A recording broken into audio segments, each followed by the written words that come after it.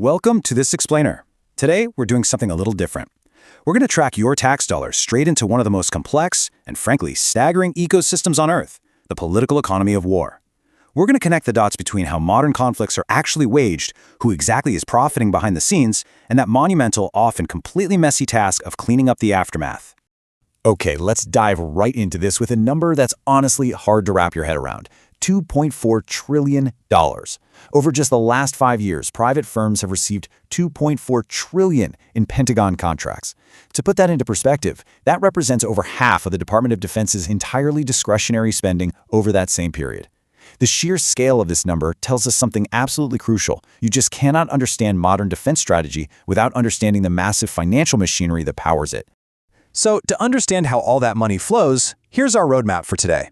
We'll be looking at the political economy of war, privatizing the battlefield, the trillion-dollar war machine, Silicon Valley's entrance into defense, turning profit into power, and finally, the actual cost of rebuilding.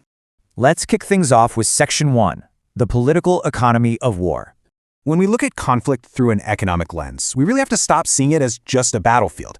We start seeing it as this vast, sprawling system of resource allocation. It forces us to ask the uncomfortable questions, like why do wars actually begin? Who's funding them? And crucially, who capitalizes on these new markets once the violence finally stops? By defining war through this economic framework, we start to see how the financial incentives and disincentives of all these different actors deeply influence the course of history. Moving right along to Section 2, privatizing the battlefield. Now, to really grasp how modern war is waged, we have to look back to September 2001. Former U.S. Secretary of Defense Donald Rumsfeld challenged the military to basically outsource everything but its absolute innermost core. His famous mandate to shift resources, quote, from tail to tooth, perfectly contextualizes the modern push to rely on private firms. The whole idea was to tap directly into the private sector's techno-managerial expertise for better cost-effectiveness and flexibility. Historically speaking, sociologists like Max Weber argued that a true state has an exclusive monopoly on the legitimate use of physical force, right? But private military companies, or PMCs, they completely flip that script. Today, corporate interests and private actors literally stand shoulder to shoulder with state militaries, providing services that used to be entirely the government's job.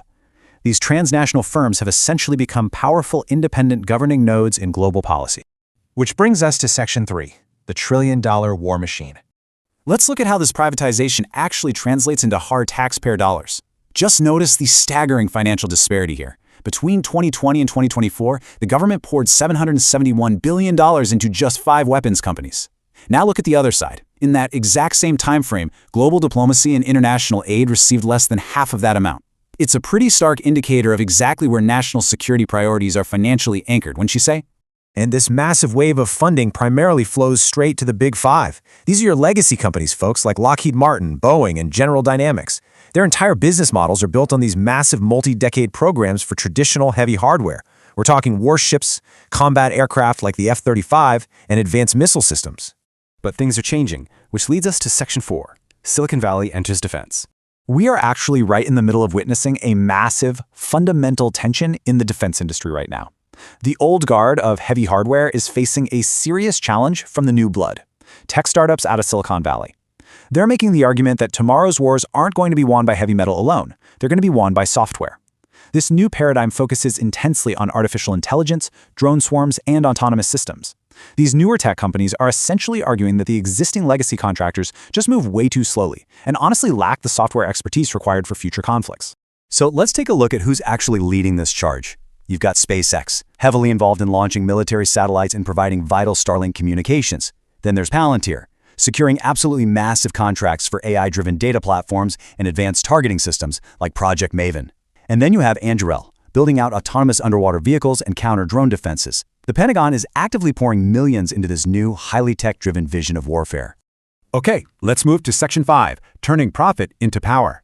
Whether it's the old guard or the new tech firms, you really have to ask, how do these companies ensure their budgets literally never shrink? Well, they use a very specific, systemic playbook to capture political influence. Millions of dollars flow into congressional campaign donations, especially targeting members of the Armed Services Committees. And this is backed up by an army of nearly 1,000 defense lobbyists. On top of that, they actively fund major think tanks to help shape military strategy, and they secure seats on government advisory commissions to recommend future spending. It's the whole shebang. And what's wild is that we're even seeing a brand new spin on the classic revolving door in Washington. Traditionally, Pentagon officials might leave government to go work directly for a major defense contractor. Standard stuff. But today, they are increasingly moving over to venture capital and private equity firms that invest specifically in Silicon Valley defense startups. They take those deep, established Washington connections over to the VC world, hoping to really cash in on the next generation of weapons tech. Finally, we reach the end of the conflict lifecycle in Section 6, the cost of rebuilding. This is where the dust settles and the cameras usually leave. While billions are spent with, frankly, terrifying efficiency on the machinery of war, the post-conflict reality is vastly different. Rebuilding economies and deploying foreign aid is slow, it's incredibly messy, and it presents a completely different kind of logistical nightmare compared to actually waging the war itself. As analyzed by the Institute for State Effectiveness, international stakeholders face some truly sobering challenges here. First, you have to establish a citizen-centered roadmap for recovery. Then, you have to navigate what they call complex reform sequencing, which is essentially trying to figure out exactly what gets fixed first when literally everything is broken. And perhaps the most daunting hurdle is defeating that follow-the-money corruption cycle. You have to ensure that aid money actually rebuilds a nation, rather than just vanishing into illicit networks. And this brings up a really fascinating concept called the absorptive capacity limit. It's a delicate balance.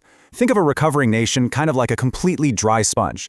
If you take a whole bucket of water and pour it on all at once, most of it just runs off and makes a huge mess.